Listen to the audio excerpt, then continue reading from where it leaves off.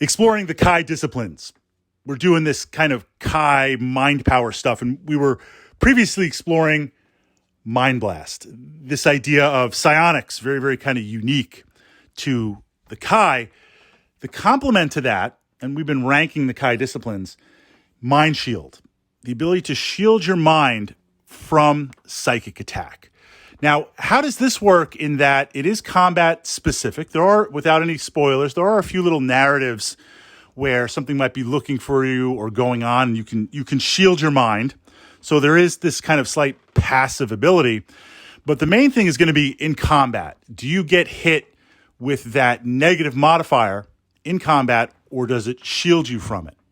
Well, now, this is where things get really interesting, because certainly it's not going to protect you from a lot of the early combats or lesser combats. You don't really need that, fighting various shock troops and minions and things like that. But the harder level boss fights, lieutenant fights, and named characters, they've got a lot of abilities. And some of them will attack you with that ability and get a +1 or a +2, which transfers to that negative modifier for you. That, even if you're jacked up with gear and items and optimized, that could bring your combat rank down 1 or 2. Having Mindshield makes a massive difference, because it's not just the initial roll in combat, it's what track of the chart that you are on, where you fall in terms of pluses or negatives on there. If it's the difference between I'm at +1 and +2 in that kind of column on the chart, if I'm not shielded with Mind Blast and now I'm at 0 or -1, that plays over the entire round of combat. And what I'm fighting is probably way jacked up more than I am with health and hitting ability. I do find it very, very useful. Now, where we see outside of a specific build, like you trying to do a stealth build, a psionic build, a combat build, there's a lot of different ways to explore through the books, even when you know the optimal paths or different ways to approach them. Now you get into the replayability of character builds. But what we're looking to do is, yes, we're going to arrive at all of the disciplines, but what order do we take them in?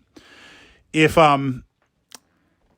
playing it that way, you could wait till book 2, book 3 in taking this discipline if you're that concerned about it. If you don't want to take that, then of course my focus on my build, my item build, is going to be looking for bonuses in combat specifically at those points where I get to choose items or different branches on quests if I'm aware of it, where I can get more of a payoff in combat, or boosting my health, boosting my endurance with certain gear. So if I'm on a lower rank, when I roll, I've got a little bit built in. So certainly there are ways around it, but much like Mind Blast, Mindshield is it's not a passive power. It's not always on. It's a very, very specific situation. It's just how often does that situation come up? And if you don't take it, what are your plans for navigating it?